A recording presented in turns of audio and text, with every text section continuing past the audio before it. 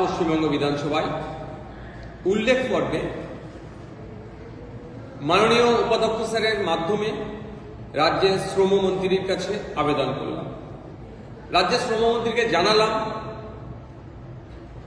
হাওড়া জেলার শিবপুরে, যা নবান্নের অদূরেই, শতাব্দী প্রাচীন Howrah jute mill MRP commercial private limited, যে জুট মিল, শনিবার সকালে শ্রমিকরা কাজ করতে এসে গেটের সামনে দেখে সাসপেনশন অফ ওয়ার্কের নোটিশ,